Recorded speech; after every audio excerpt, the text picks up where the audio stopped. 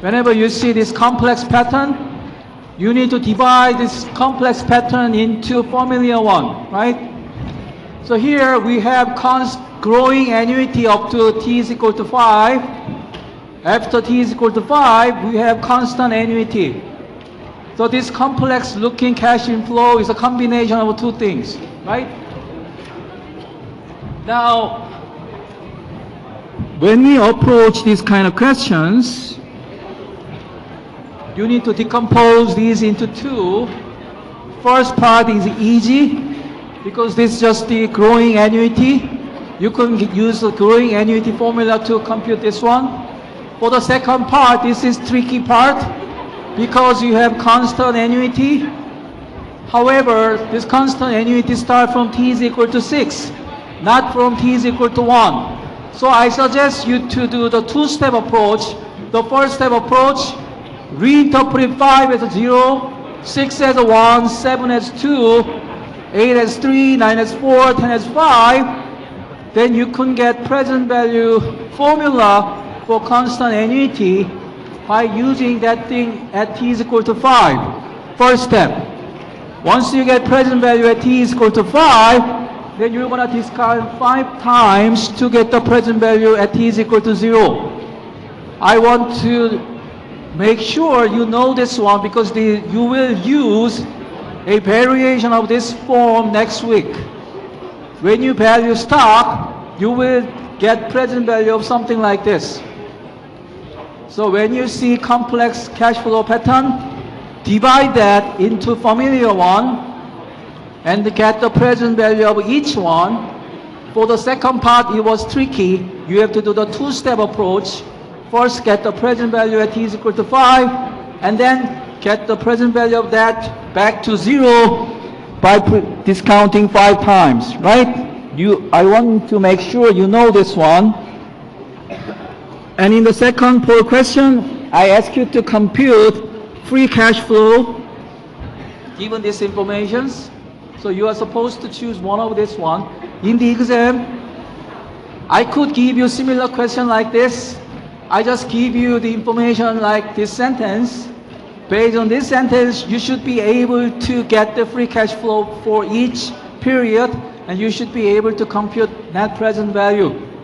This is a simplified example of what we discussed last time, so I don't need to solve this one again. But next week, you're gonna use something called free cash flow approach to value stock. So two previous poll questions I gave you last time, you need to know that before studying the next week material. You need to know how to get present value of the complex pattern, two-stage growth model, and you should also know how to get free cash flow given all these informations. Okay? I want to point out that first,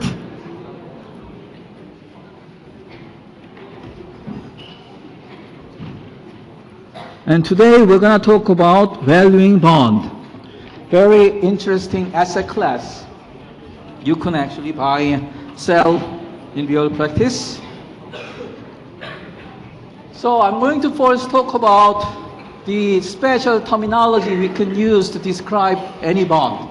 We're going to learn special terms. And then we're going to talk about two important classes of bond, zero coupon bond and coupon bond.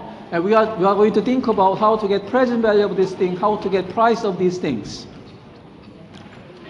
And then in the second part of the lecture, we're going to talk about what changes this price over the time.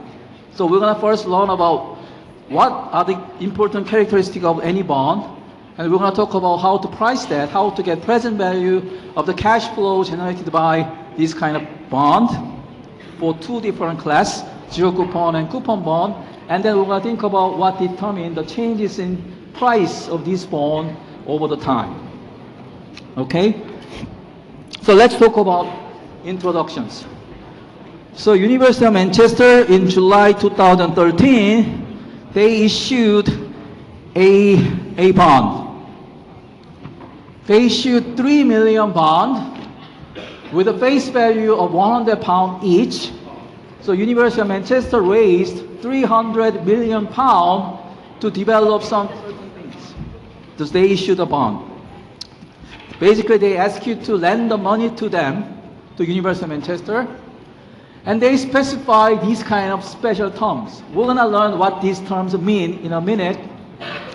So they give us this statement called bond prospectus, and based on this document, I summarize these informations. These informations are important to understand what this bond is, and then we are to determine the price of this bond, right? So it says the face value, coupon rate, immature, blah, blah, blah, discount bond, and yield to maturity, various special terms. So we're gonna talk about what each term means in a minute. Once you get this statement, as an investor, you want to know that what this bond is mean, and we want to know that whether it's worthwhile to buy this bond or not, right? So understand this one and think about whether you want to buy this one or not. That's the two things we want to talk about from now on. First of all, what is bond? Bond is like a loan. You're lending your money to University of Manchester in this example, and in return, University of Manchester will give you two kinds of cash flow. First cash flow, they're gonna give us regular interest payment every period.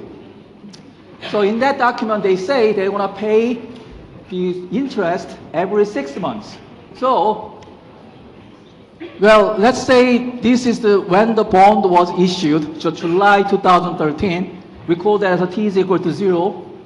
Investor will pay price for that. As a reward, investor will get same regular payment every period. It's called CPN, coupon. So coupon is just the interest payment University of Manchester is going to give you every period. And they're going to give us something called face value at the end of this bond. We're going to call the end period as maturity. Okay?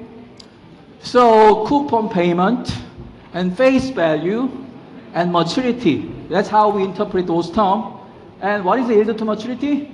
Yield to maturity is the discount rate you're going to use to get the present value of all future cash flow from this bond. Buying this bond, you're going to get future cash flow. You want to know present value of that thing. When you get present value, you're going to use so-called this yield to maturity. Okay? So discount rate. Now, what we assume here is the present value of this whole thing will be the one you're going to pay. So what is the fair price? What you pay today should be present value of what you're going to get. It's the fair price at that sense. Now, we learned about internal rate of return last time. Using that language, what was the internal rate of return? Internal rate of return is discount rate where NPV of this thing is equal to 0. Now, by assuming fair price, what you pay today, P0, is the cash outflow, and what you're going to get in the future is the cash inflow. If cash outflow, present value, is equal to present value of all future cash inflow, that's the NPV is equal to 0 case.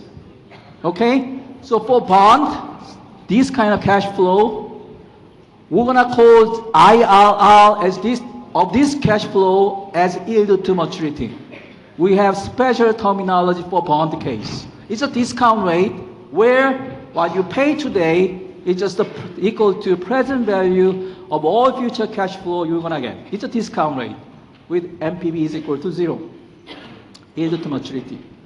Okay? So in IRR case, what was the interpretations?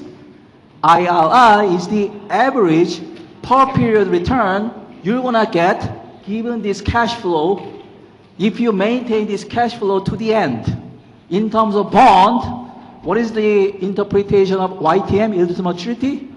Given this cash flow, the future coupon payment and face value payment, it's the average return you're going to get by buying this bond and holding it to the maturity. Okay, so that's the interpretation of yield to maturity. Per period average return given all this cash flow you buy that today and hold it to the maturity. Okay, that's the assumptions. Yield to maturity. So we just talk about what is the coupon, what is the face value, what is the yield to maturity. Now, we have special term for, okay, so we have different price notation here. P0 is the price of this bond at time t is equal to 0, when the bond was issued. So in University of Manchester case, it was the price at the July 2013. Now, this bond has a current price, today's price, right? We're going to call that as a PT, the price at time t. If you click this link, you will find the current price trading in the second, the market, London Stock Exchange. So, what we're going to do, the first part, we're going to talk about how to compute this present value, the price at the bond issuance date, P0. We're going to focus on that in lecture 1. In the second part of the lecture, we're going to talk about what determines this current bond market price. Okay, so we're going to talk about that in a minute. Now, in the previous UM case, they gave us two things involving the coupon payment. They gave us coupon rate of 4.25%, and they also say it's a semi-annual payment. Given these two, coupon rate plus how often you're going to get interest, you can actually compute CPN. So they don't give us CPN directly. We have to compute CPN based on coupon rate and the semi-annual payment. So how do we compute coupon? Now, this is the semi-annual coupon, so you get the interest every 6 months. Whenever we see interest rate and say it's in APR, you need to convert that into per period rate. That's what we learned in first week lecture, the second part of lecture. Whenever you see interest rate in APR and it talks about we're going to pay you these every 6 months or every 3 months, something like that, then you need to convert that into per period rate. So when you see coupon rate and it says the APR 4.25% in the previous UOM case, you need to divide that by number of the compounding period. In this case, 6 months. So it's a 2. Every year you expect to see 2 compounding period.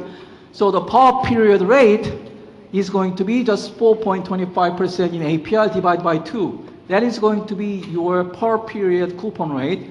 And you want to multiply that by the face value, £100, to get approximately £2.13 coupon payment. You want to get this one every 6 months. Now, for UK bond, normally face value is £100. For US bond, normally face value is the $1,000. You know what is face value? That's the one you're going to get at the end of the bond life cycle. Okay? So, once we compute the coupon payment, 2.13, we can write down the information given from this UOM, University of Manchester statement into something familiar, cash flow diagram. So, our purpose is always, when we see certain statement, we are trying to translate that into cash flow diagram. We did this kind of thing previously in week 1 and week 2. Always we do this one. So, given face value, you're going to replace the thing you're going to get at the end, the FV with £100. And we already compute the coupon payment every 6 months. So you're going to get 2.13 approximately every 6 months. And how long? This is the 40 years bond, so issued in July 2013, and it will be matured in July 2053. 40 years bond.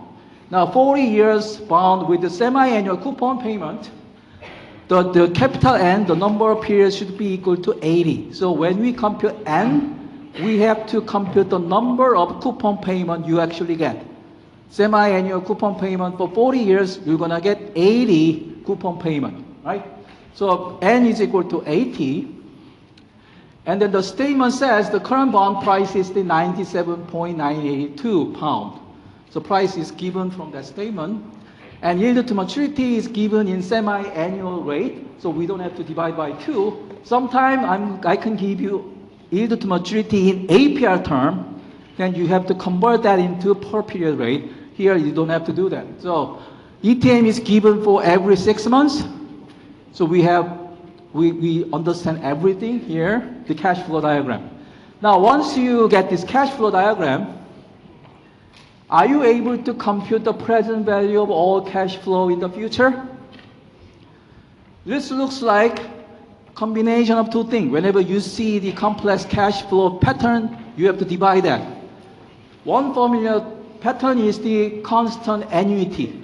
So starting from t is equal to 1, from t is equal to 80, you're going to get same constant every period. This is just constant annuity thing. And another thing is that you're going to get 100 pounds at the end. So what's going to be present value of this one? Present value of constant annuity plus present value of what you are going to get at the end. The sum of those things will be present value of the whole thing, which is the price of this bond, right? We assume fair price. You pay what you're going to get in the future, the present value of what you're going to get in the future. Now, given these informations, so we understood what each bond term means. We translate that sentence into this cash flow diagram, and we are able to compute present value. I will talk more about this one later on, by the way, more formally. Anyway, we already know how to get present value, roughly speaking. Are you willing to buy this UOM bond? How do we determine that? Think about the IRR case we talked about last time. How did we use IRR criterion to talk about accept or reject the proposal? You compare that with your discount rate. If IRR is bigger than your discount rate, this will generate positive NPV for you, right? So what is your discount rate for every 6 months? It's less than 2.15%. Then you may want to buy this one. Now there's one caveat with that computation. When we write down this bond cash flow, we assume you're gonna get this regular coupon payment and face value without any issue. But everything will happen in the future, right? So there could be some uncertainty about that cash flow. Remember, this 2.15% is you computed that, or we get that number by assuming you get all the future cash flow without any issue. That's too much thing in the real practice. Maybe some companies are going to bankruptcy. They are not going to pay you interest in the future. So we have to worry about that kind of default risk. We're going to talk about that later on, or if we don't have time, I'm going to post a video clip on that. So anyway, we need to worry about that. And we also need to worry about something called reinvestment risk. Here, when we compute 2.15% average per period return, what is our assumption? Our assumption is every period, that same return opportunity is given. That is the meaning of this cash flow. That's the meaning of we have same yield to maturity for long period. What I mean by that is that every period you're gonna get coupon. You're gonna get something. Now that coupon should be invested elsewhere. What is the return for that? We don't know what's going to happen in the future. So today, when you think about this coupon, you're not sure about what is the interest rate you're gonna get for this coupon payment after 1 year. It's a fundamental reinvestment risk. When we compute this yield to maturity, we ignoring everything. We just assume you're gonna get this cash flow for sure, and we're gonna get the same return for up to the end of this maturity. Very strong assumption. So in real practice, in real life, you can write down this cash flow first, and you shouldn't stop there. You have to think about default possibility. You have to think about reinvestment risk possibility. You have to think about all other things. So we also need to talk about what is the impact of changes in interest rate for this kind of thing. We're gonna talk several things about the real case. later on. So this is going to be just introduction of bond. Unfortunately, I can touch just the important part just a little bit. Okay, so if you are interested, you need to take more advanced bond class. There you will learn about this reinvestment risk, uncertainty, those kind of things. So at this point, we are simplifying everything like that. Anyway, in this world, you just need to compare yield to maturity with your own discount rate. And if this yield to maturity is bigger than yours, then you're gonna buy this one. Okay, so that's the one. And then I need to explain a little bit more on the some organization structure of bond market. So who is issuing bond? Government can issue bond, or the university can issue, corporate can issue, many different kinds of issuer can be there. And who is going to buy bond? So normally, if you are risk-averse investors, you don't want to take huge risk by investing into Bitcoin or stock, whatever. It's a huge volatility. Then maybe bond is your thing. So the pension fund, they normally want to maintain stable future cash flow. They normally invest into bond. Because bond, when the bond is issued, you're gonna get what you already know what you're gonna get in the future. The coupon is given at the issuance. Face value is given at the issuance, right? And if you hold that bond to the maturity, you expect to earn yield to maturity. So everything seems more certain than investing into stock or other risky things. Okay, so risk-averse investor hate to see this big variation of price every day. They tend to invest into bond market. Anyway, now we also need to understand this terminology here. The default, what is the meaning of default? So in the real practice, we have to worry about whether, for example, U of M is going to pay all the scheduled coupon or pay face value later on. If U of M is failed to pay just one coupon payment, we're gonna call that as a default situation. So U of M is in default situation, right? So that's the default, and when you lend your money to somebody else, normally because of this, you're worried about default risk, so you're gonna get certain asset from that guy. It's called the collateral, right? So just terminology. Now, when the interest rate is changing, it will affect the bond price. We're gonna talk about this one in the later part, so it's a very important part. And the liquidity risk, we're not gonna talk that much about this one. So what is the meaning of liquidity risk? It's about whether you can easily buy and sell certain asset. So low liquidity risk means when you buy or sell a bond, your action doesn't impact the market price at all, maybe. So many people are trying to buy and sell, your small action will not change anything there. It's related to the liquidity risk. Normally for treasury bond, government bond, there's a big market for buying and selling this government bond. So you don't have to worry about this kind of liquidity risk. You can easily sell or buy these kind of things. For University of Manchester bond, maybe that's not the case. You have to worry about whether somebody else is going to buy this one or not. Then you have to somehow take into account that risk into your valuations. So we're not going to talk that much about that here. You have to take advanced bond class to learn about that. Anyway, now given this cash flow diagram, how do we get price, present value? Let's talk about two big class. The first one is called so-called zero coupon bond case.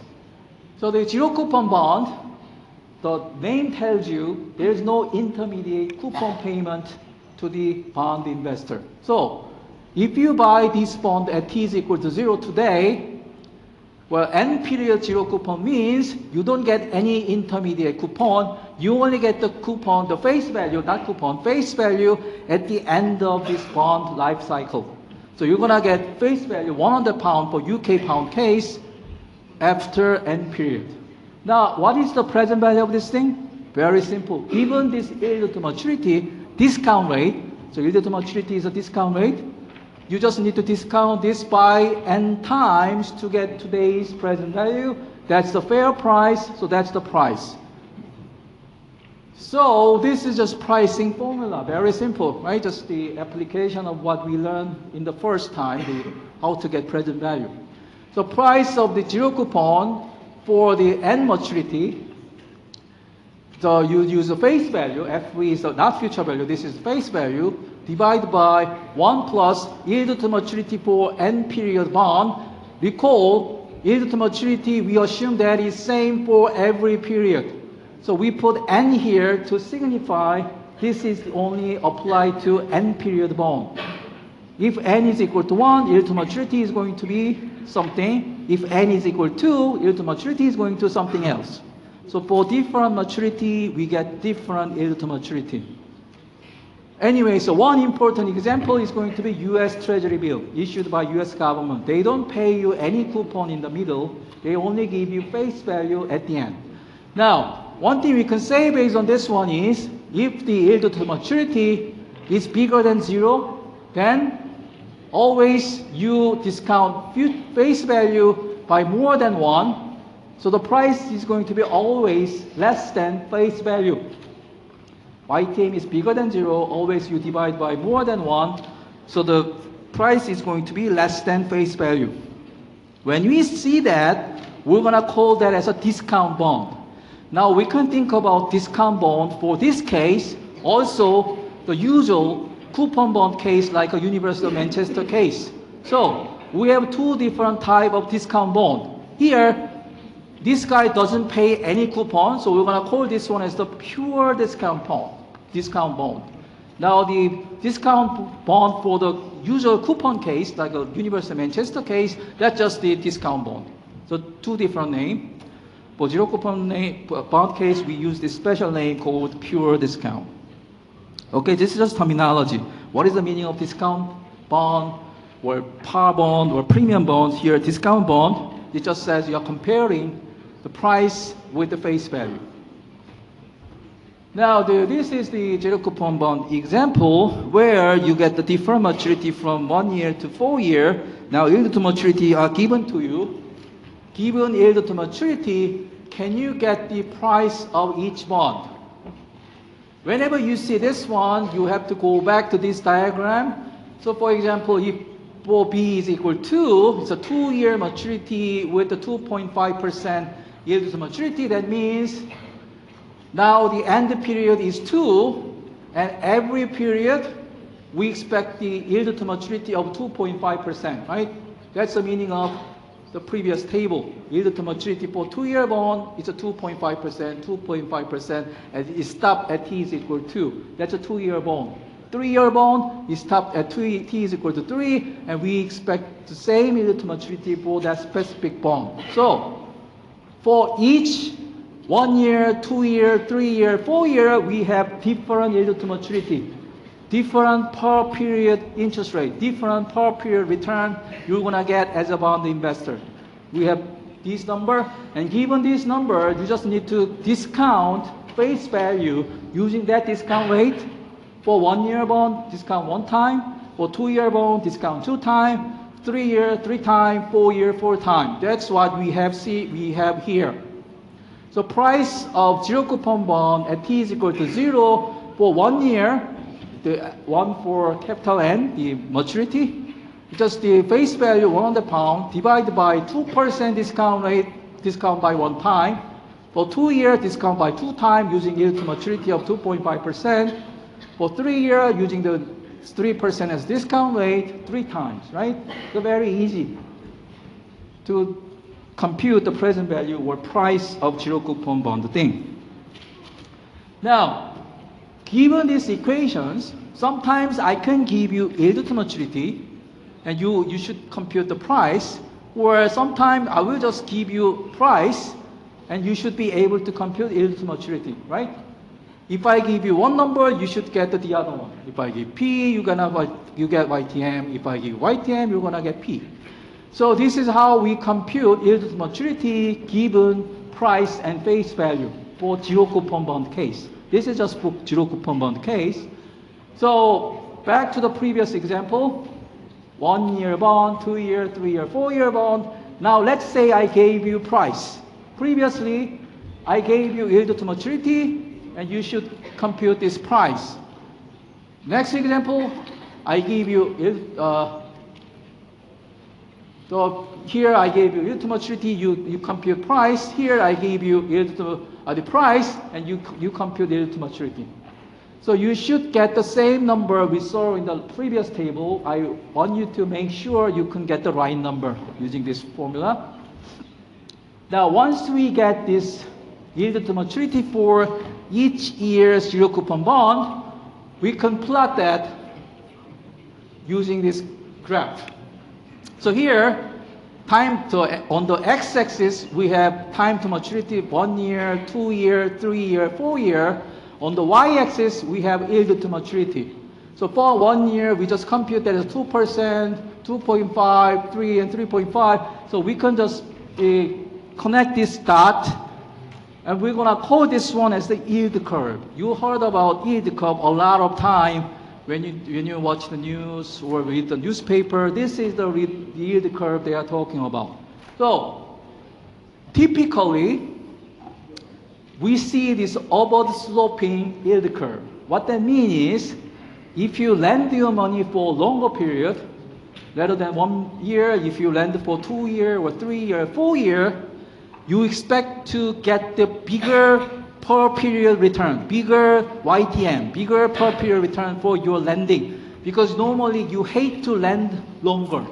If you are lending longer, you're gonna ask something for that as a compensation for that, right? So you expect more per period return when you lend longer. So remember, this yield to maturity is not cumulative return, it's the per period returns.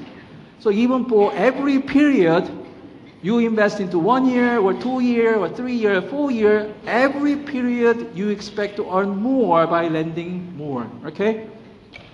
So this is a usual thing we saw when you actually look at the data.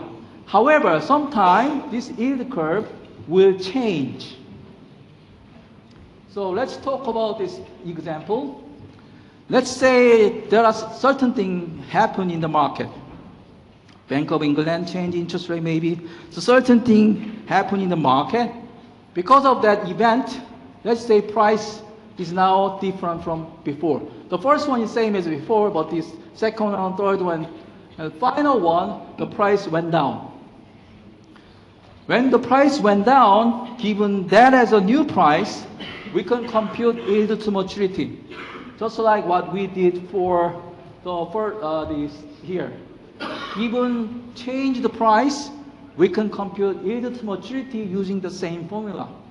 So once you get the new yield to maturity, that's in the red curve. So what we see here is interest rate, because of the changes in price, the price went down for B, C, and D. Price went down. In terms of yield, yield went up. Price and yield are in opposite directions. Let's take a look at this figure again. If yield to maturity go up, the price will go down, right? We say that bond price and bond yield to maturity have inverse relationship or has opposite directions. That's the meaning of just interpreting this formula here. Price is the present value of future face value. Now the discount rate is the yield to maturity. So higher discount rate means lower present value, right? Anyway, when we see those kind of changes in interest rate, we see these changes in the shape of yield curve. For this case, we can say that the yield curve has a steeper slope or a steepening. Okay, that's how we describe these patterns. So bigger increase in the long-term side. Bigger increase, smaller increase, no increase, right? The steepening of yield curve. Now, I want to say something about the risk-free rate. So when you compute the risk premium, for example, in stock market case or any other case, normally we need a proxy of risk-free rate. What is the risk-free rate? So you're gonna invest certain money today, after one period, you're gonna get the initial investment plus something interest without any issue, for sure. The risk-free investment, the return for that risk-free investment is called risk-free rate. Now, when you take a look at the real data, you never find something called risk-free rate. There's no data called risk-free rate. Now, we can use this government bond yield as a proxy for risk-free rate. So what is the meaning of risk-free rate in this case? If you buy a government bond, that government is going to pay you with certainty the face value at the end.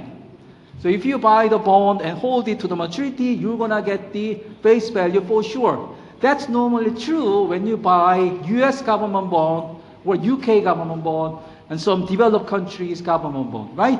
So what is the good proxy, the empirical thing, empirical data we can use to measure risk-free rate? We normally use the government issue, the yield of the government bond we can find, right?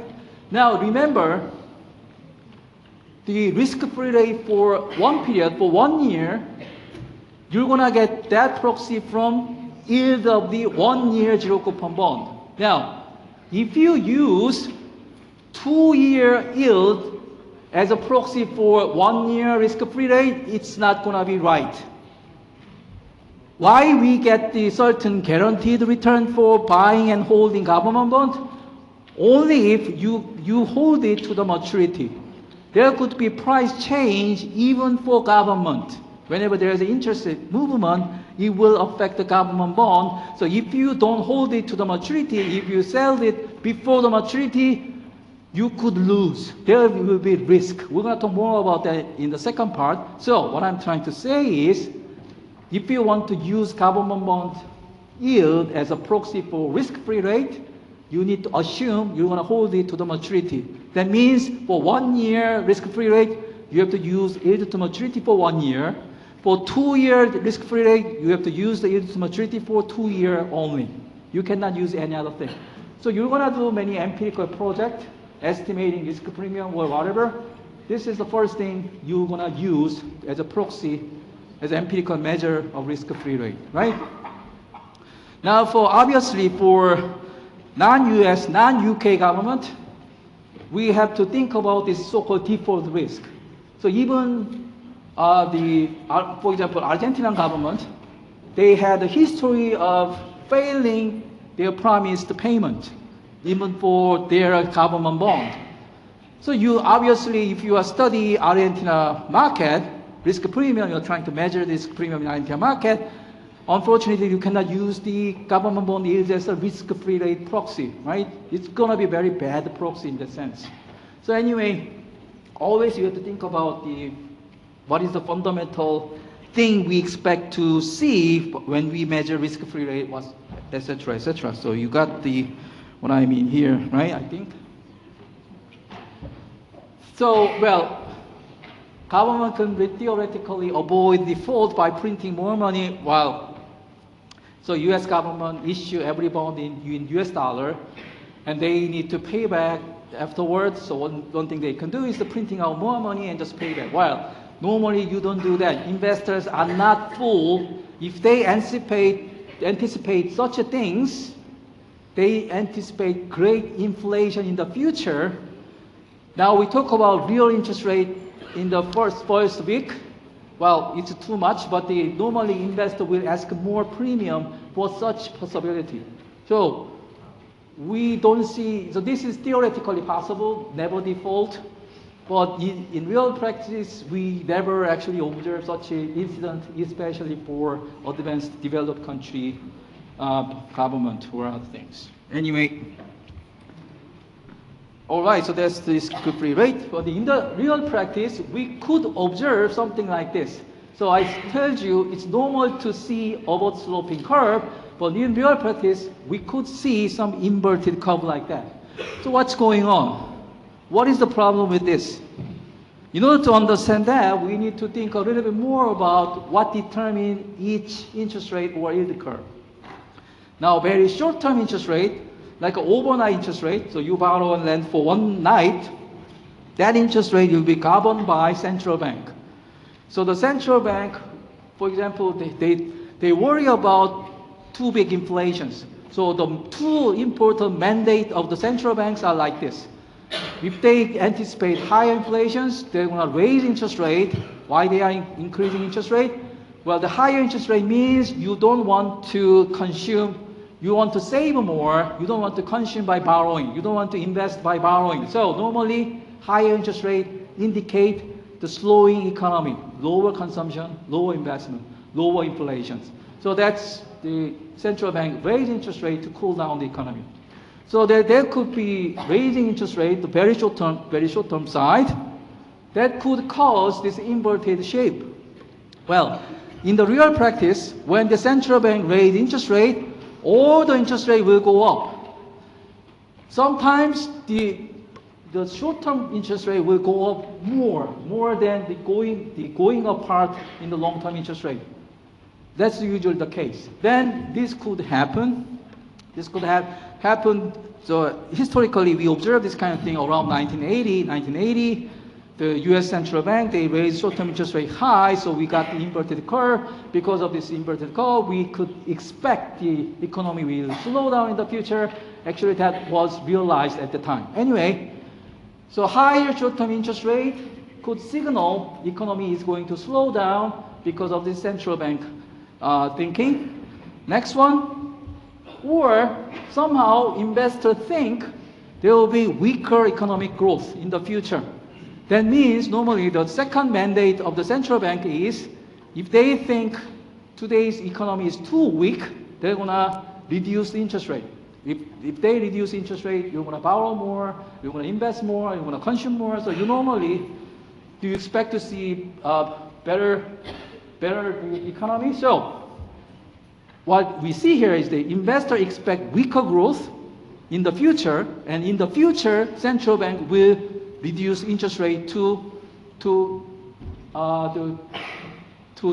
take care of this weaker economic growth, to take care of this weaker economic growth. So investors expect weaker economic growth at the same time lower short-term interest rate in the future. When they see that, and when they see the current bond offering in the market, if the current bond is not reflecting that idea yet, then the current interest rate will be too good for them.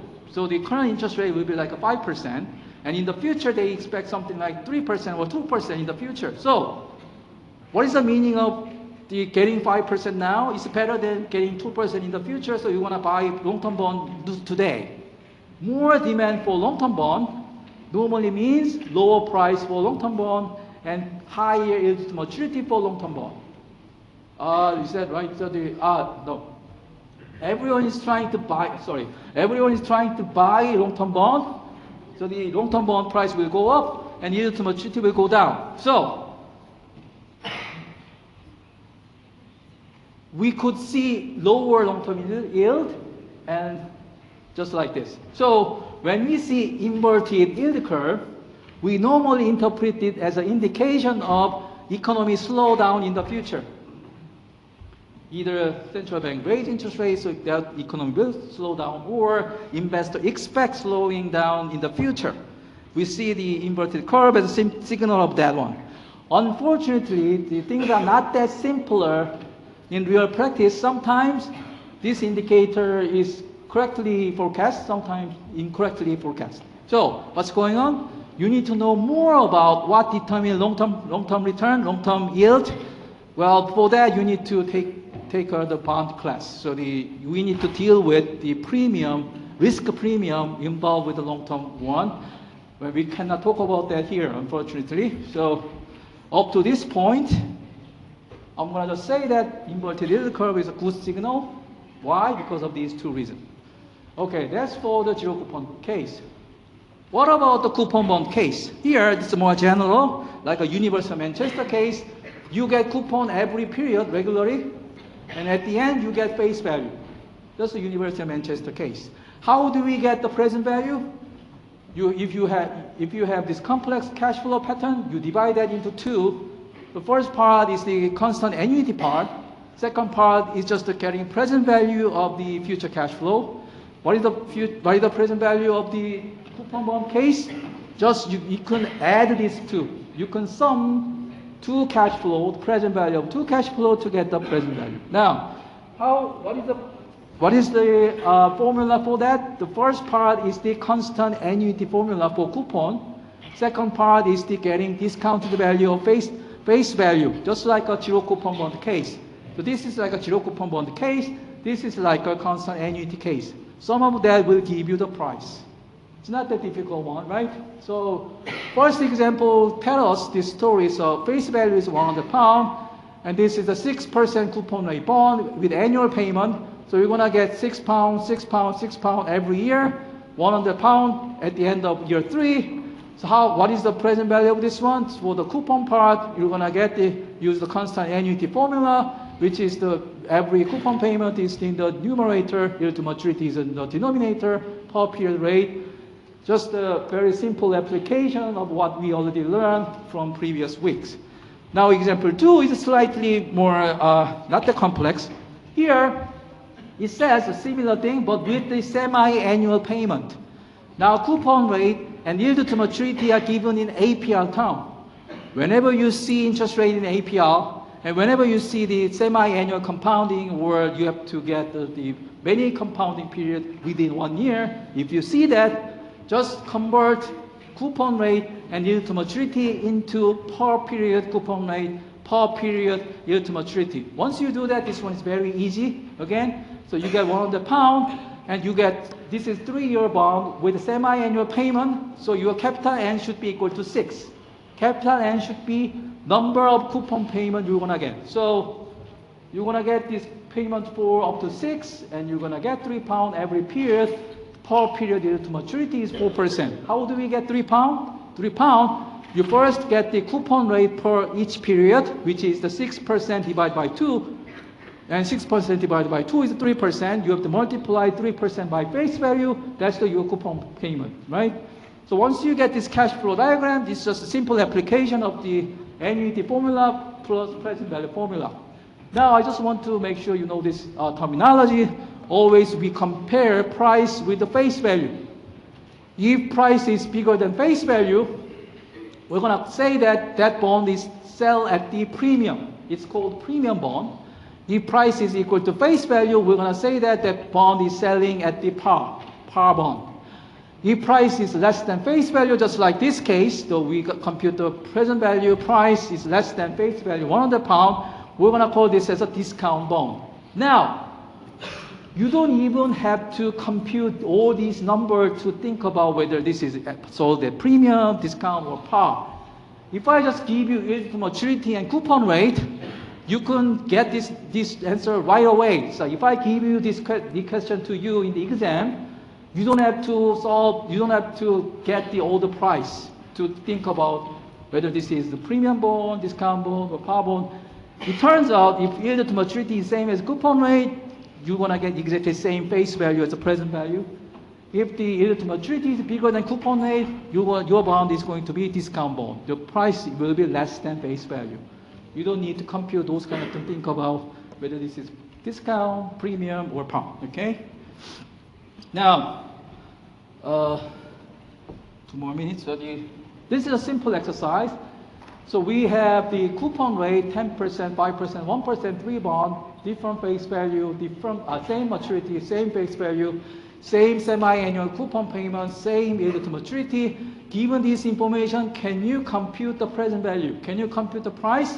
Now, one tricky thing is a semi-annual frequency. Whenever you see semi-annual frequency, you have to divide coupon rate and yield to maturity by number of compounding period. Here, it's a 2. Every period, every year, you're gonna get 2 compounding. So you need to divide 10%, for example, this one by 2, 5% by 2, 1% by 2, and you have to divide yield to maturity by 2. After that, just using constant annuity formula and present value formula, you should be able to get this red number. So please make sure you get that in your home. And without computation, you can think about whether this is sold at premium, discount, or par just by comparing coupon rate with the yield to maturity. So here, coupon rate is 5%, yield to maturity is 5%. So even in terms of par period rate, they are same as 2.5%. So bond price is same as face value, selling at par. If the yield to maturity is bigger than the coupon rate, just like this, the bond is going to be sold at discount. Even without computation, we know that answer already. Okay, so this exercise tells you this kind of things. So please try to do that in your home. Now, we're going to take 10-minute break and talk about this one from here.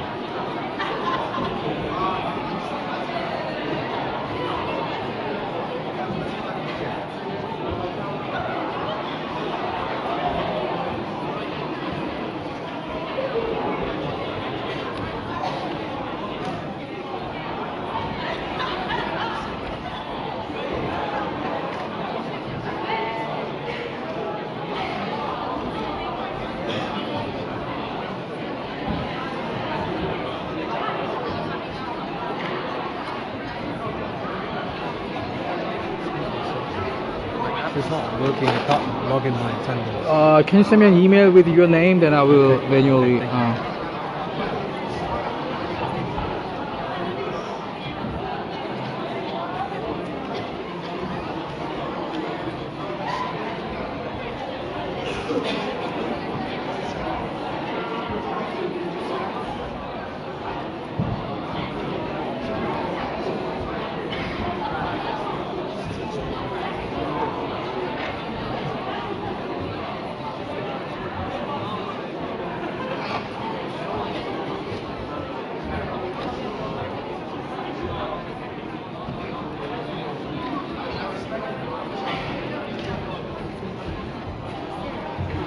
Hmm? Will you please ask a question? I joined the lecture whether I would want to buy this according to the IRR law, but I feel we are not sure how to. So what is your discount rate?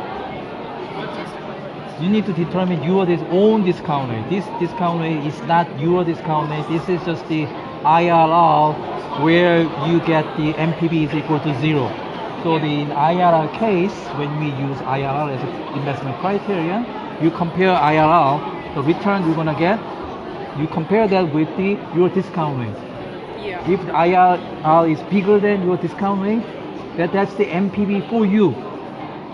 It's MPB 0 for IRR, but it's MPB, positive MPB for you if your discount rate is lower than this IRR. You go back to week 2 material where I explain IRR, right? Yeah. So you have to compare IRR with your own discount rate. Always IRR is bigger than discount rate. You want to accept this one because it's still good opportunity.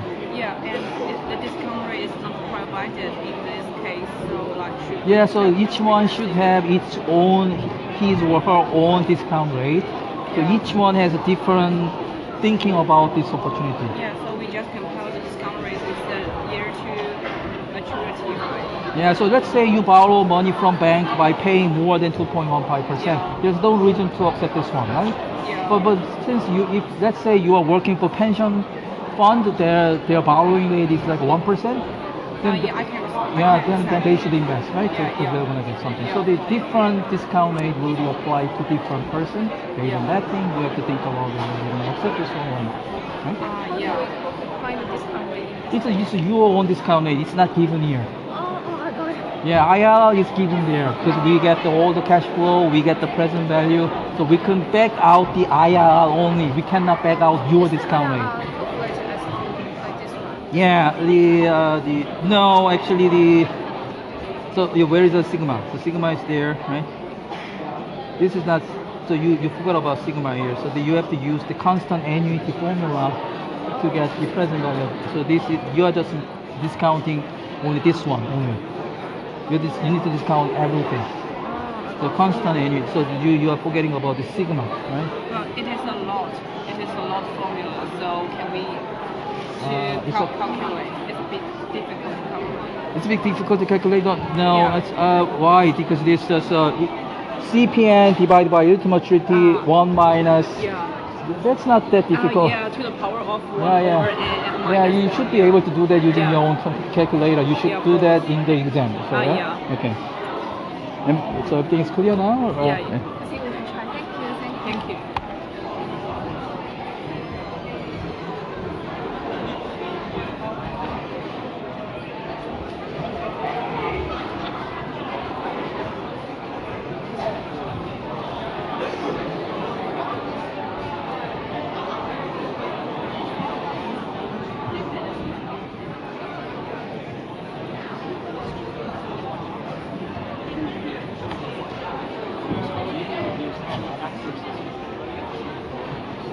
Actually, recording is actually available on campus. So if you go to campus, I can show that to you. Well, you can see that from there. So it's a campus, the lecture recording.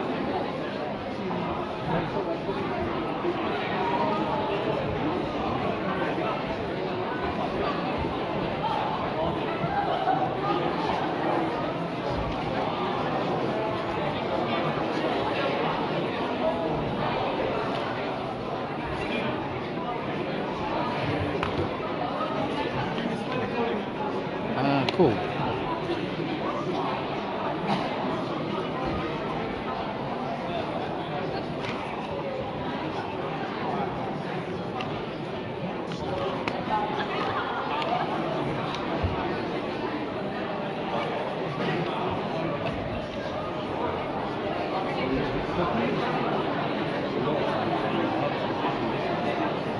So send me an email with your name, then I'm going to manually add your name to the list.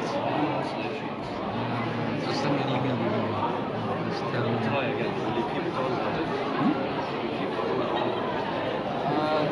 So just send me an email with your name. I will just do that. Don't worry about this. Just send me an email with your name.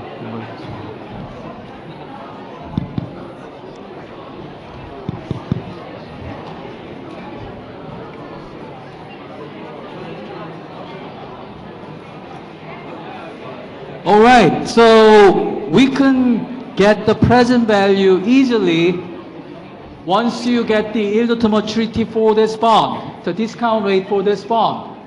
Sometimes, maybe I'm not going to give you yield to maturity for this coupon bond.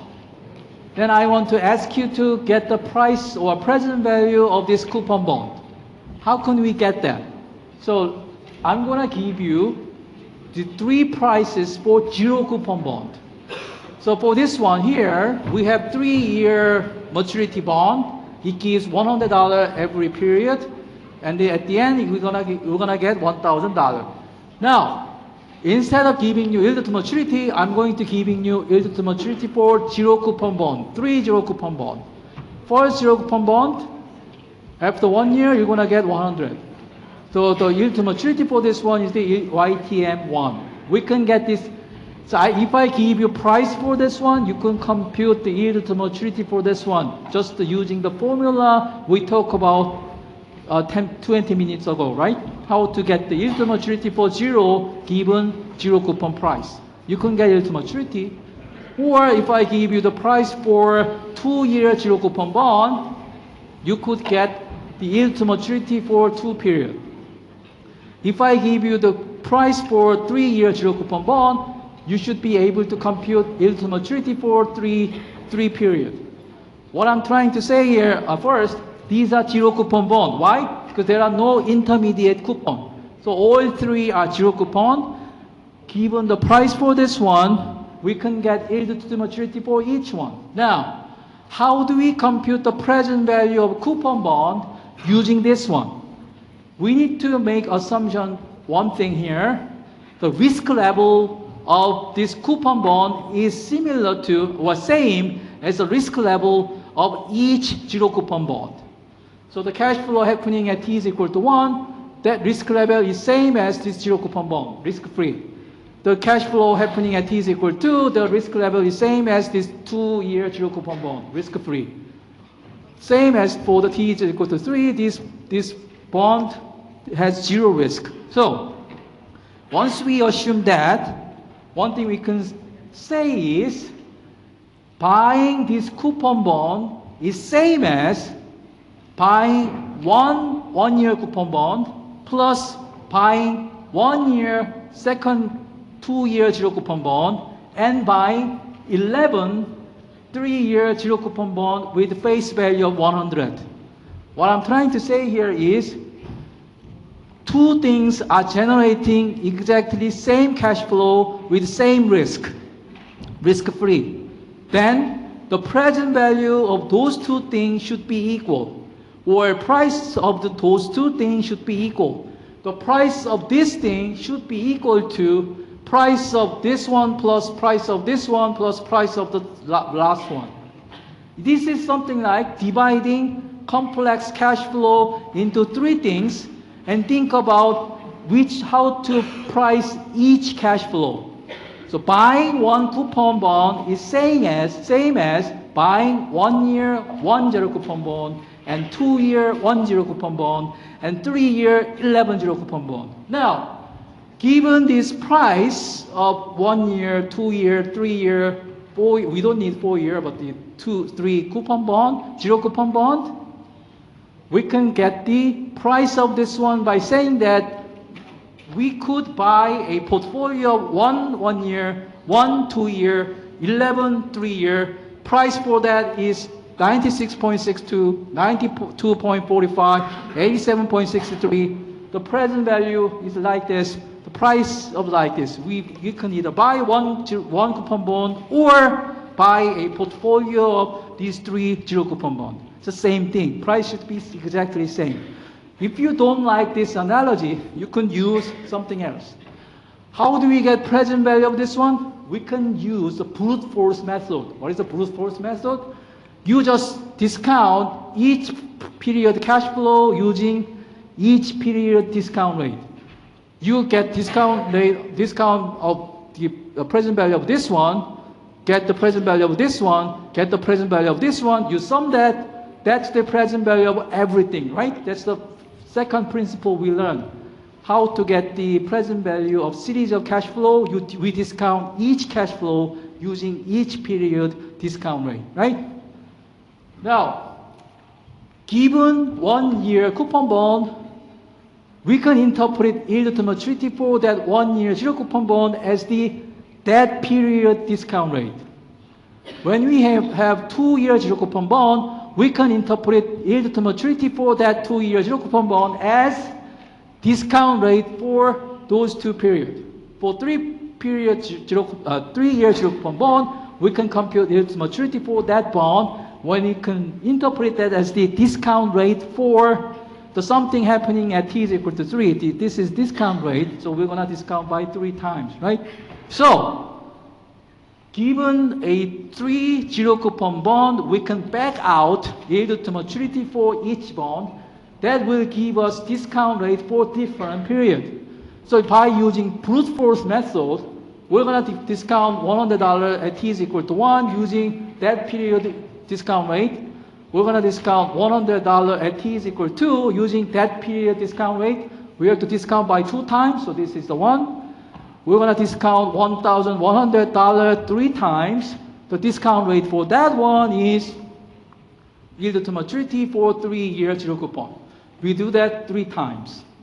Why 3 times? Again, be careful. Yield to maturity is not cumulative rate. It's a per period rate. 3 period, you have to discount by 3 times. 2 period, discount by 2 times, right? So if we use the brute force method, if we plug in all the number, the yield to maturity for 1 year, 2 year, 3 year, it turns out it looks exactly same as the previous one. So the previous one, the interpretation was you can either buy one coupon bond or you can buy this portfolio of 3 coupon bond.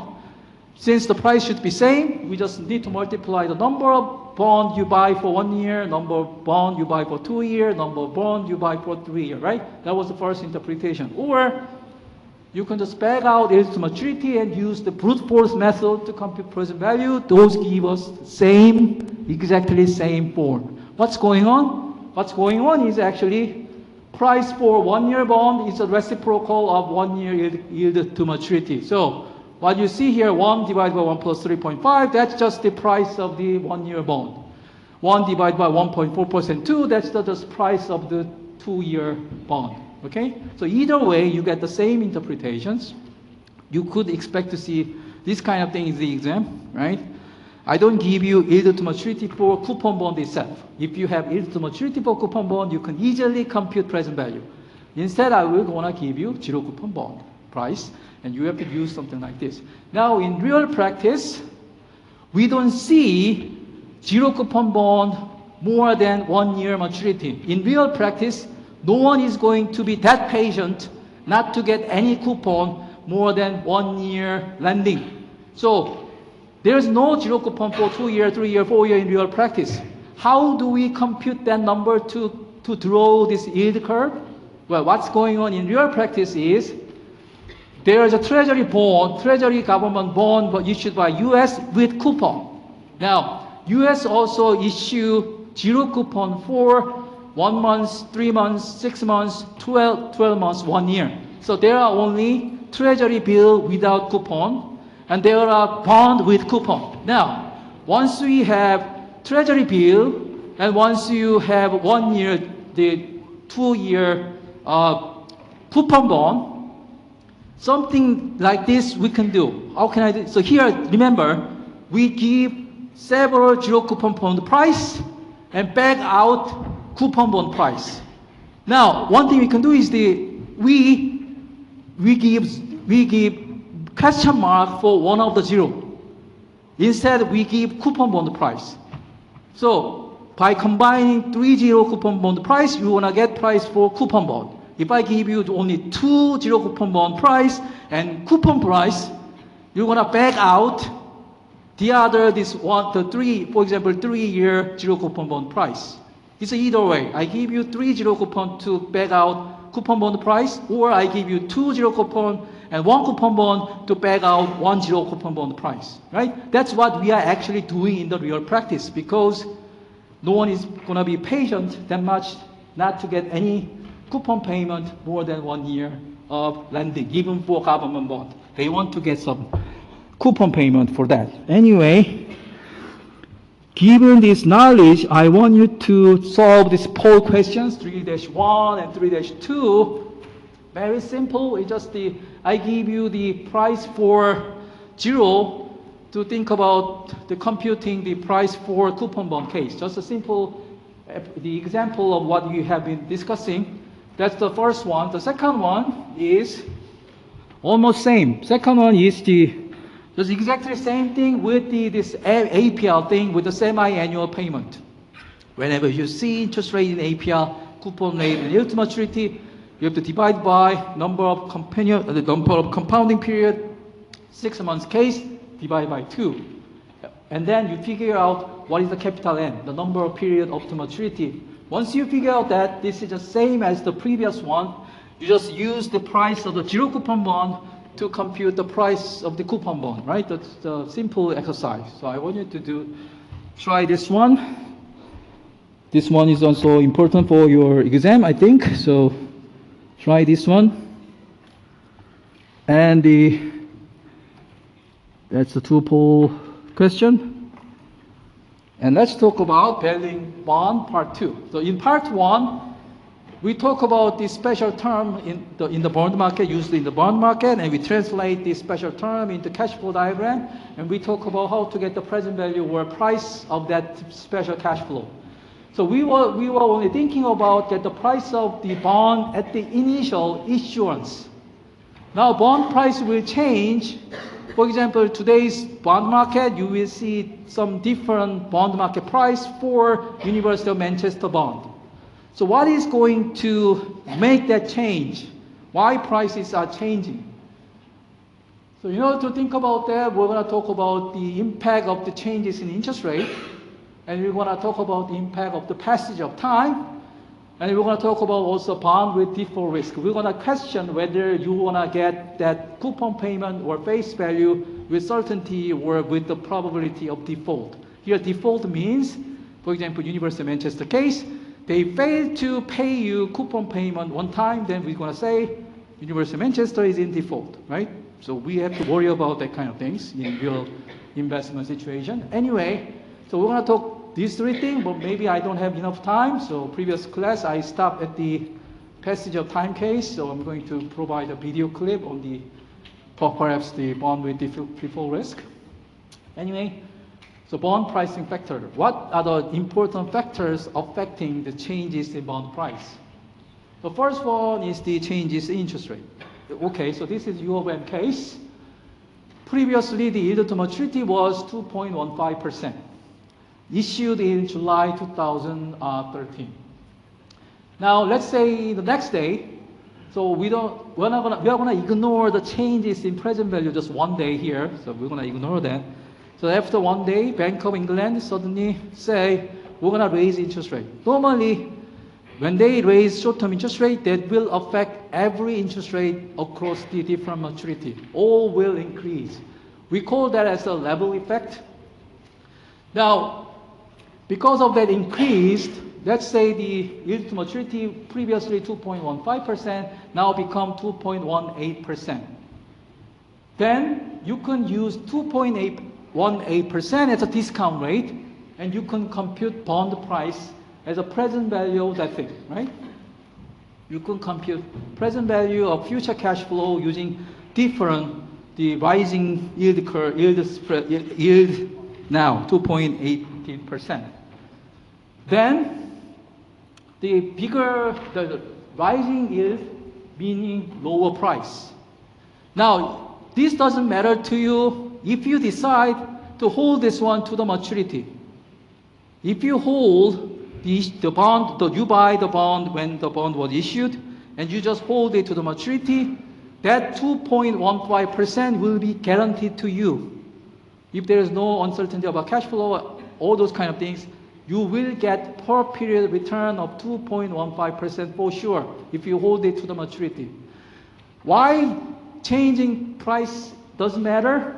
If you are trying to sell this one before maturity, you're gonna get this payment plus something else. But we're gonna talk about that something else later on. Here, we're gonna focus on this present value thing. This present value will changing across time because of the changes in interest rate, because of the changes in yield to maturity, because you are using different discount rate to get the present value at the time. Changing interest rate is really risky thing if you buy a bond and if you try to sell it before the maturity. If you buy a bond, if you hold it to the maturity, you don't need to care about this. You only care about this when you sold this one before maturity, okay? Even government bond is not risk-free if you sell this one before maturity, okay? All right, so that's the first thing I want to mention. If you buy a bond, if you sell it before the maturity, you're gonna be worried about changing interest rate. You could earn something or you could lose something because of this change.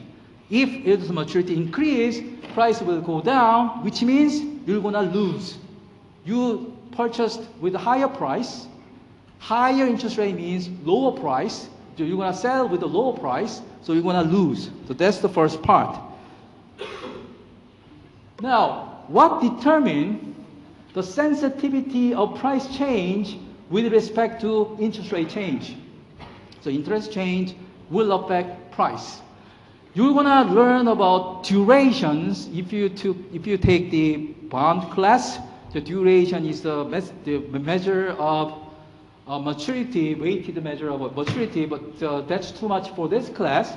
So here, I'm gonna just give you an example with two general solutions, general conclusions. So these are always true.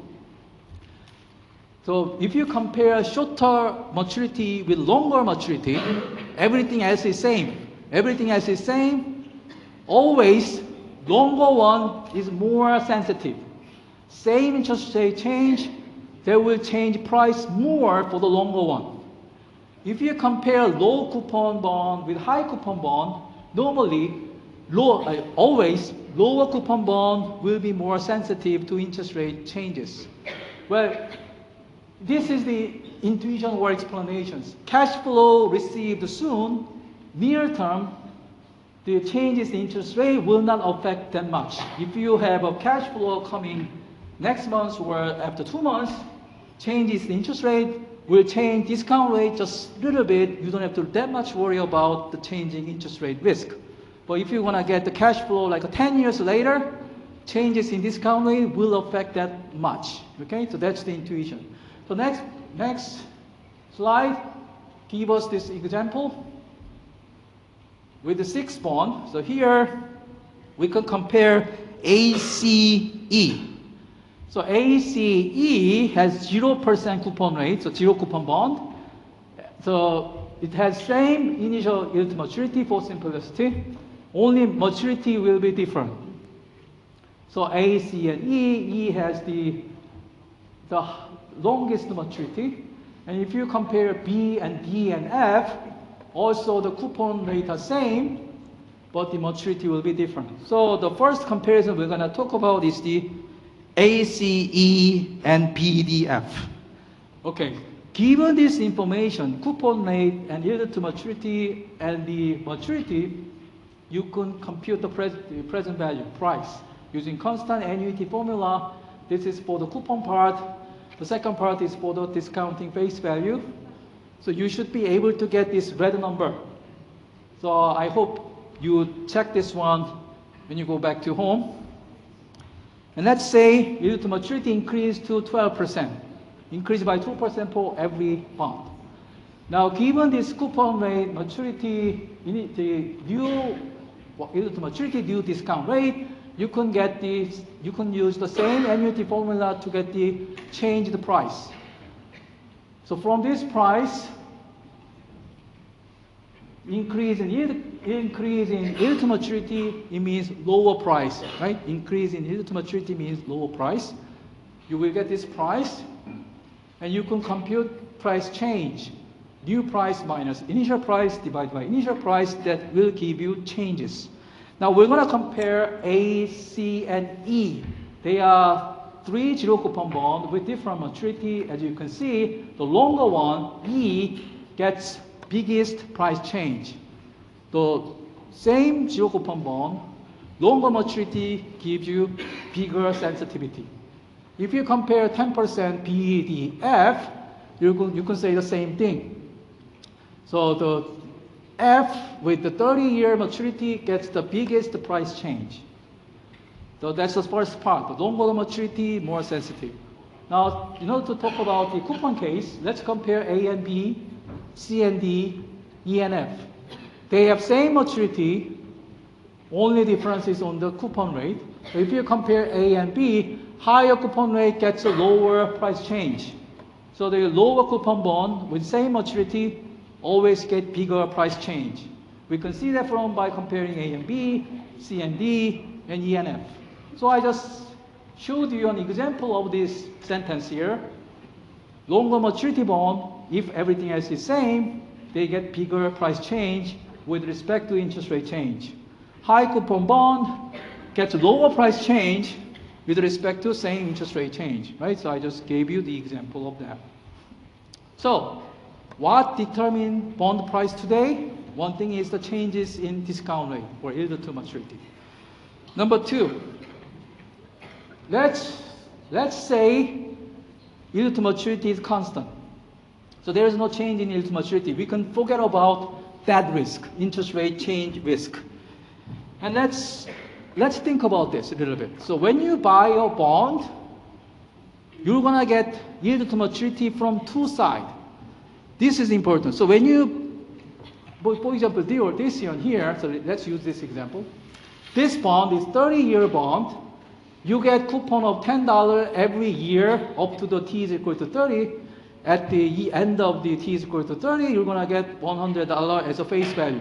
So your price for this one, just present value using the annuity formula and present value formula, you're gonna get 176.86. So this is a premium bond. You pay more than face value. Now your return, yield to maturity 2.15%, is coming from two sides. First side, this present value will go down as time goes by. This premium bond price you pay will go down to face value 100. Why? Let's think about the value of this bond at t is equal to 30. If you buy this bond just before the maturity, t is equal to 30, what is the value of that bond? That bond will just give you face value. So at the end, always, the price you pay, you can think that price will converge to the face value. So you may think, I paid too much. I'm losing all the time. I'm losing slowly each time, eventually get only 100, even though I pay 176 today.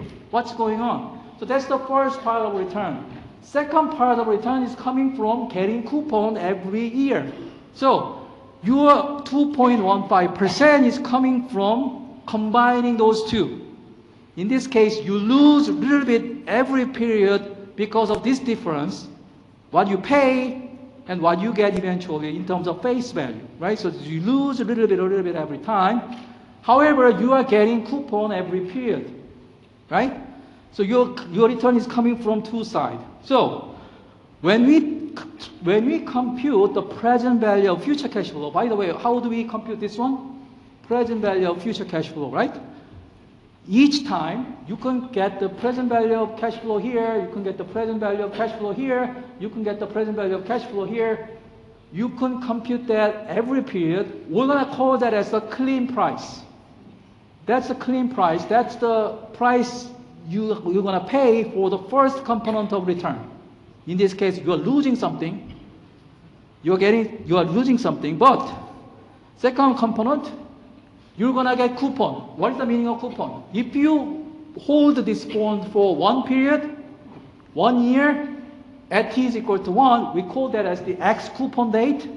The bond issuer will give you $10. Every year, they will give you $10, the current holder of the bond, current bond holder. Right, so you're gonna get that return component. So let's say you sell this bond in the middle after 6 months. If you sell this bond to the new buyer, what should be the price you're gonna get?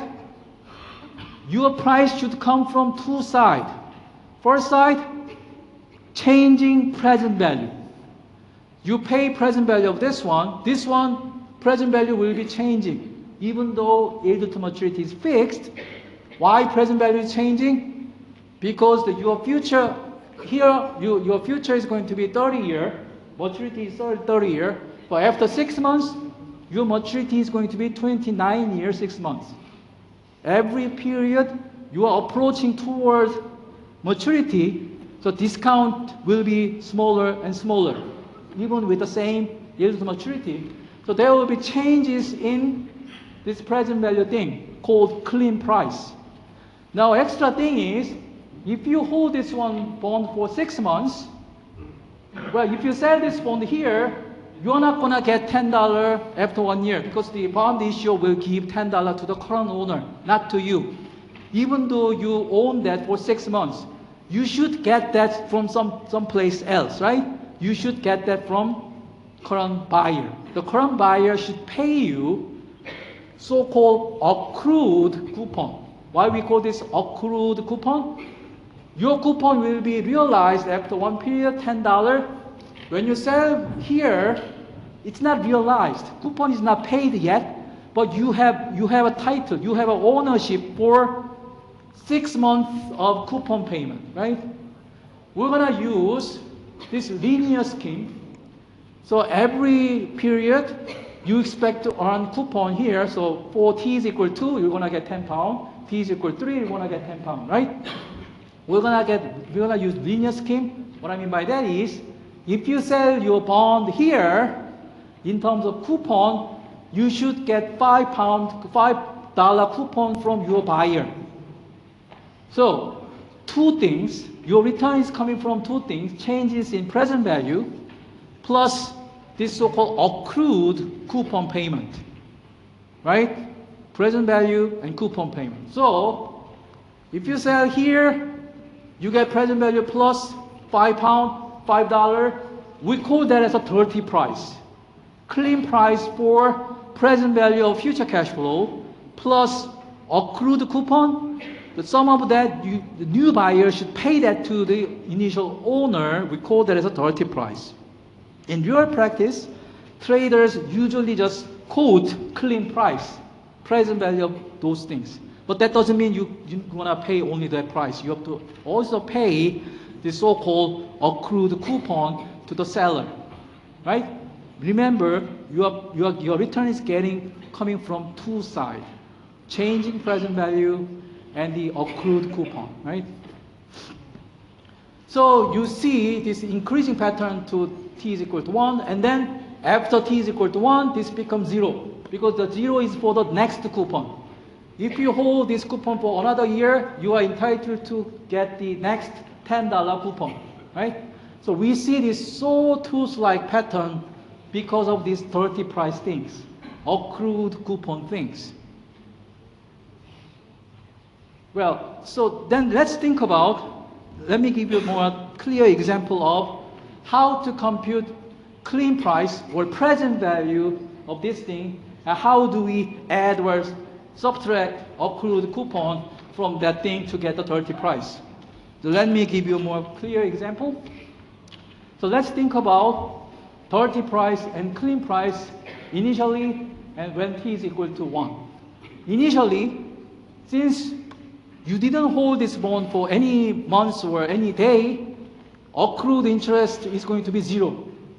And clean price is going to be just present value of all future cash flow. You already know that number, which is this one. So this one is a clean price. This one is also dirty price, because accrued coupon is just equal to 0.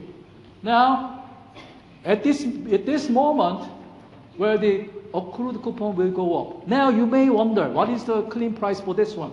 It's very tricky thing. I'm not gonna deal with that. I don't wanna deal with that, so just too dirty for that. So let's focus on clean price and dirty price at the t is equal to 1, the X coupon day, where the day you got the coupon. So let's focus on that. So clean price at t is equal to 1. What is the clean price? Present value of all future cash flow. So let's say you are at t is equal to 1. So let's replace 1 with a 0. Now if you think about this new bond, 1 year have passed. So now you have 29 years to come. So you need to get the present value of this new cash flow diagram. 29 years. We assume constant yield to maturity, so same 5%, same coupon. But the present value, we can use the same constant annuity formula and use the present formula. Only difference is coming from here. Instead of 30, we're going to use 29, right? So this is the present value at t is equal to 1. Just like that, we can compute present value of all future cash flow at t is equal to 2, t is equal to 3, t is equal to 30. At each time, accrued coupon is equal to 0. At each point here, we are talking about accrued coupon for the next coupon, right? Only the next coupon. So at each point here, you didn't hold that coupon period for 1 day or 1 month, 0 holding period for that specific coupon. So accrued coupon here is 0, 0, 0, 0.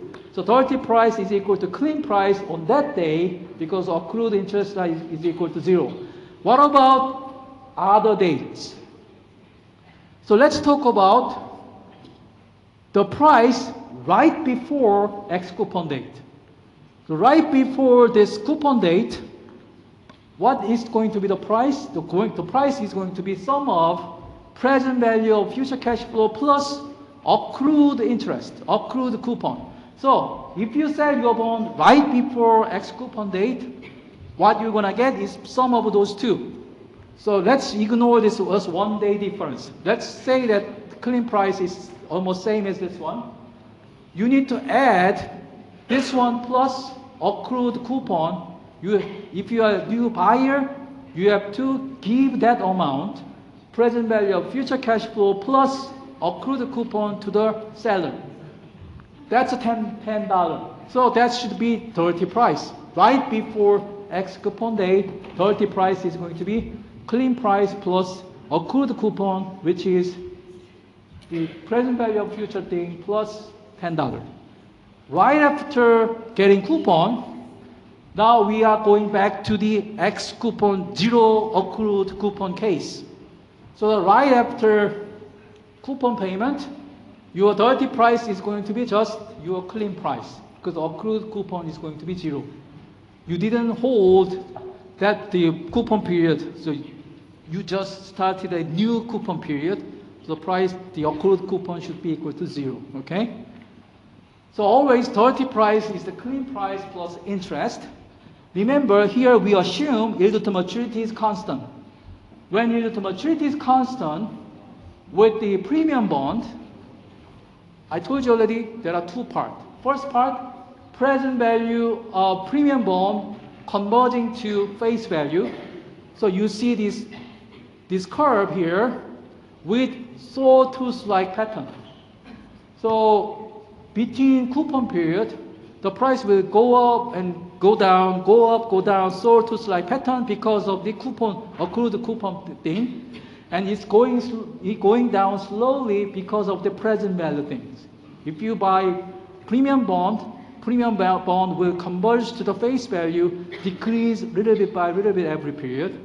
If you buy discount bond, like a 3% coupon bond, your discounted price will converge back to the face value. So there will be small increase coming from that side, plus sawtooth-like pattern.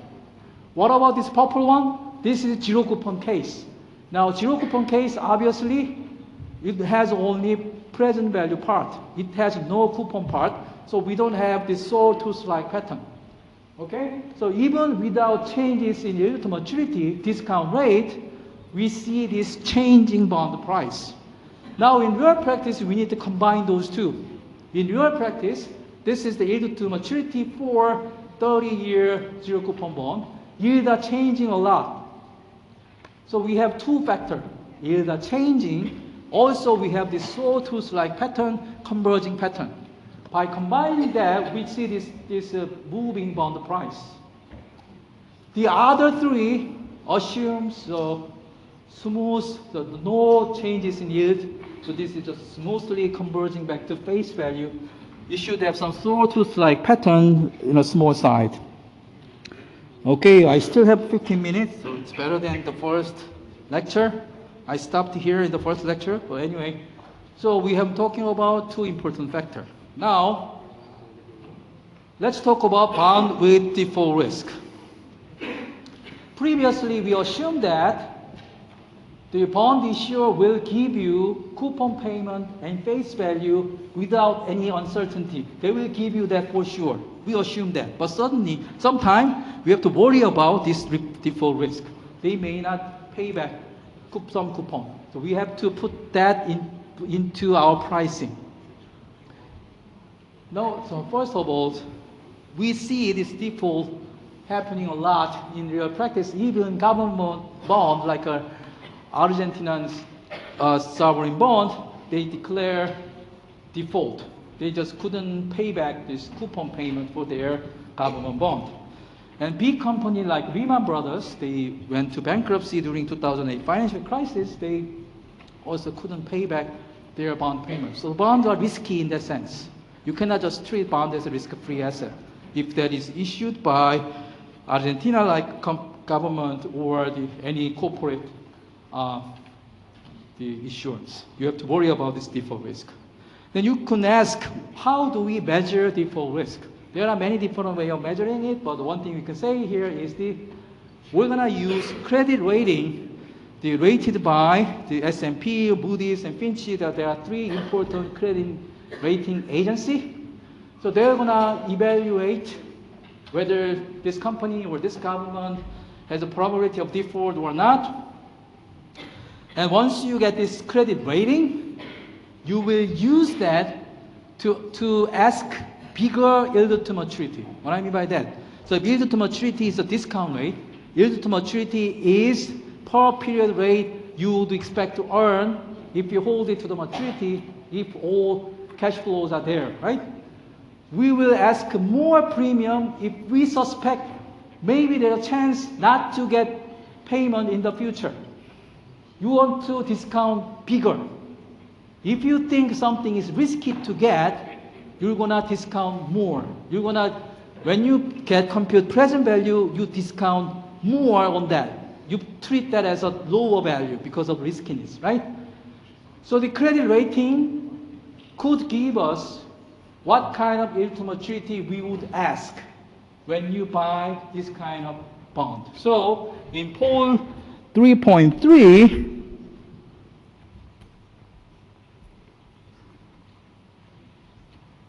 this example here, this company is trying to raise $25 million. They want to issue $1,000 bond with coupon rate of 7% annual payment. And they find out for each credit rating, so AAA is the really good one. We're going to show this what this means in a minute. The AAA is the really good one. And we call BBB is not that good one, but it's still investable bond. So we got this rating, and for each rating, we have market data. Market data tells us for AAA rating, if they got AAA rating, we have to use 6.7% as their discount rate. These numbers are already given to you. So when this company got AAA rating, AAA rating, you're going to use 6.7% as a discount rate. When this guy got the AA rating, you're going to use 6.8% as a discount rate. So this example is very simple. If you understand, you're going to use different yield to maturity or different discount rate for different credit rating. That's all you need. You just need to use that as a discount rate to compute present value. Okay, so just think about this one in your home. So this credit rating can be used like that. we can compare the yield to maturity for similar company with similar credit rating. We're going to ask the same yield to maturity for some, in that example, the L industry. So that's the importance of the credit rating. So these are how Moody's and S&P classify different company in terms of credit rating. Now, AAA, you have just minimal default risk. Well, we call the bond below BBB as a speculative bond, or in other words, junk bond. So it's like a junk. So you have they may not pay back the principal, the face value. Principal is another name for face value. So principal, face value, or coupon payment. So we really have to worry about this when you invest into junk bond, the bond with the rating below BBB. You need to really worry about that possibility. And this is kind of the data we can observe in real practice. So this graph shows us the yield to maturity for zero coupon bond. The blue one, the one with the lowest yield is the yield curve for government bond. And the yellow one is the zero coupon bond yield for AAA. AAA still gives you a little bit extra yield. Now BB gives you bigger yield, BBB. Now B is a junk bond. The yield to maturity is like a huge. So in real practice, if you get bad rating, your discount rate will be really big, right? So this is what's happening in the market. Now when you see this yield to maturity, you have to be very careful. This is going to be really important. So we are using actually promised yield here. What is the meaning of promised yield? Well, the yield, we define something like this. When we define yield, it's a discount rate where you get all the cash flow without any issue. We are ignoring default risk when we compute yield to maturity. I'm going to talk about example in a minute to give you what that means actually. So this is based on the textbook example. The impact of the default risk on bond yield or returns. Let's assume 1 year default-free zero coupon treasury bond, it gives us 4% yield to maturity. So this is for risk-free rate. This is the proxy for risk-free rate. Now, this A company will issue bond under 3 different scenarios. So this is scenario analysis. Let's assume first, no default case. Every investor agree investing into this bond is like investing into government bond. It's a risk-free bond. Then, what's going to be your yield to maturity? It's the same as risk-free rate, so you're going to use 1.04, the 4% as a discount rate. And you're going to get the present value of this thing. It's called, is the computed as the present value is 961.54. Once you get that, you can compute holding period return. What is the holding period return? Holding period return is always what you're going to get eventually, $1,000 face value minus what you pay, 961.44 divided by what you pay. So your return is going to be 4%. This is same as yield to maturity.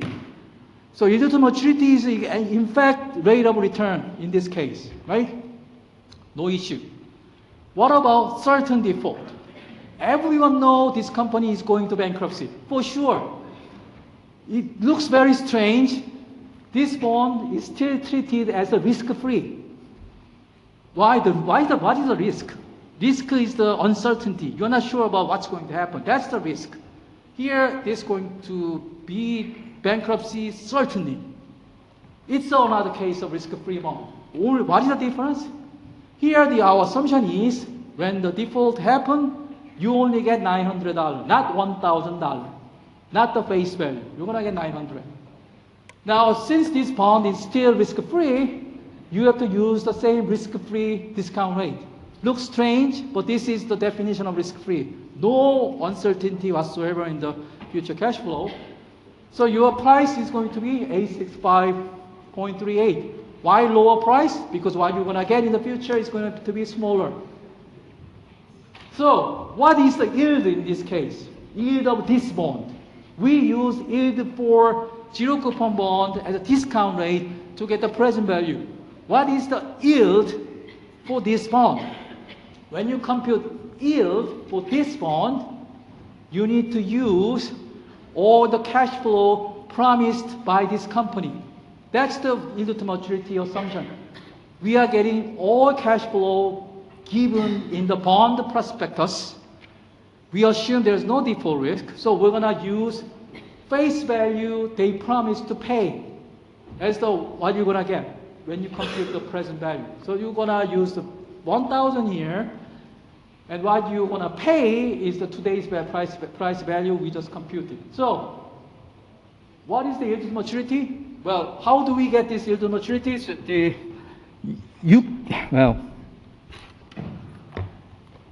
this is something like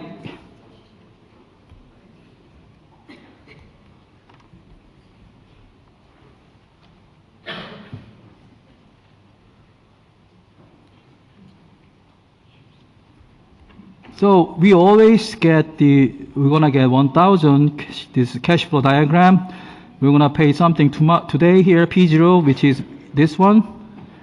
And what is YTM? We are trying to compute this one, YTM case 2. So you get discount present value of this one by discounting using this one, you get the price. That's the yield to maturity by definition. That's how we compute yield to maturity here. So it's a 15.56%. Yield to maturity looks huge, but this is not the return you want to get. This is the yield to maturity you just saw from the default zero coupon bond graph. That's not the return you're going to get. What is the return you're going to get? Always when you compute return, you compute by this. What you're going to get minus what you pay, divided by what you pay. It's a 4%. So yield to maturity for zero coupon bond, risk-free case, that is still the return of this case too. Okay? So yield to maturity is like a required return. You're going to ask discount rate. Now the YTM case 2 is completely different things. We can interpret this one as the best case scenario return. What is the best case scenario? No default happen, you're going to get 1,000 face value. The best scenario of return is given to you as the yield. When you try to take a look at whether you want to buy this one or not, you cannot use this yield to maturity as your return. We talk about that when we talk about the IRR case. You compare 2.115% YTM with your discount rate. You're going to determine if 2.15 is bigger than your discount rate, you're going to buy them. You cannot do that because the yield there may not be the return you're going to get. Okay? So finally, case 3, the more realistic case, we have 50% chance of getting full payment and 50% of getting 900 the payment. Then you have to compute the expected value for that. You expect to earn that cash flow, not 1,000, not 900. You have to put 50% weight to each one. So you expect to get 950. This is the one you're going to expect to get.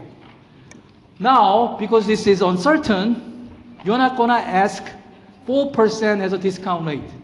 You're going to ask more. Now, this number is not given to you. But let's say the number is, you're going to ask 1.1% in addition to 4% return. We normally interpret this as a risk premium. Somehow this number is given. In the future class, there is a way to estimate this thing, but here, there's too much, so we're going to just assume this number is given to you.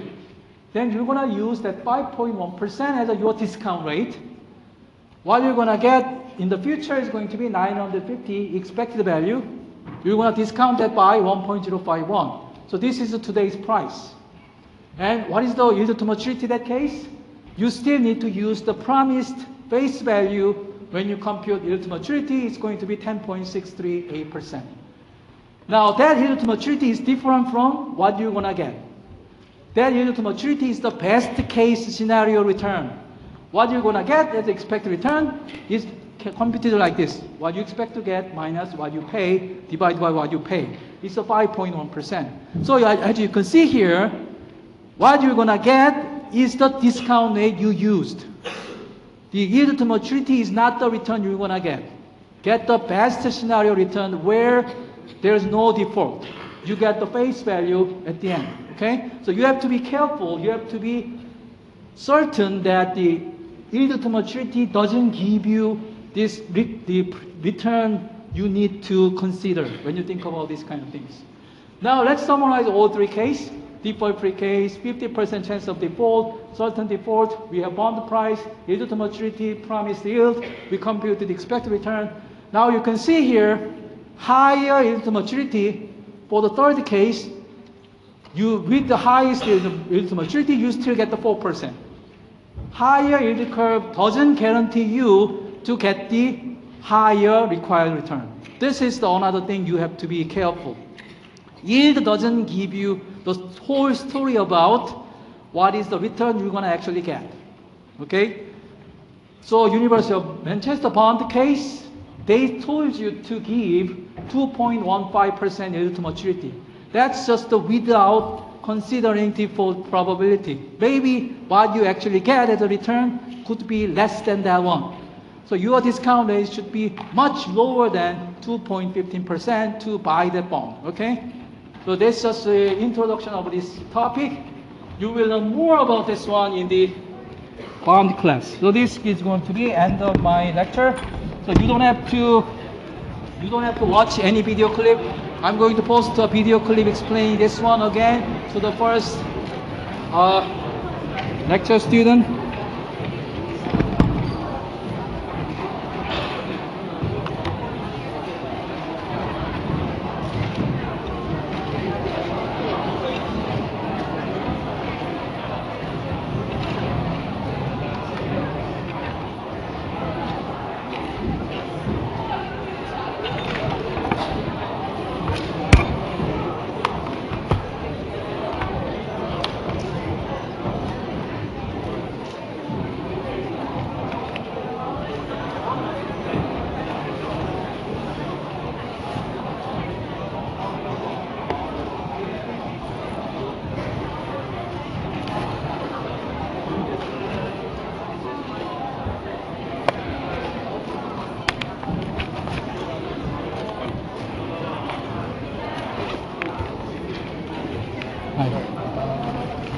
Tomorrow is your drop-in session, right? Yeah. Are there any open slots tomorrow? Yeah, every slide is open. I see. No. Okay, so you have some question about the material or? Yeah, material and like some general questions. Yeah, so material means the workshop question or like the lecture poll material? question. Okay, yeah. So when do you want to meet? 3:30 or? It's between 3:30 and 5, right? Yes. So can I drop by around 3:30, the earliest? Oh yeah, 2:30 is fine, I think. Yeah. 2:30 is fine. Yeah. So you know my office, right? The MBS. 5.06, right? Thank you. You have issue with the zip code? Yeah. Okay. Sorry for that.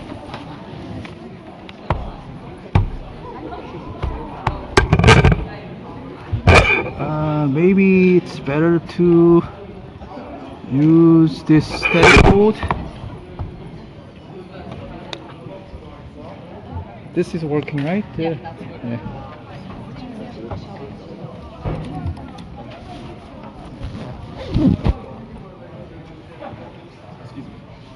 Can I ask you a question?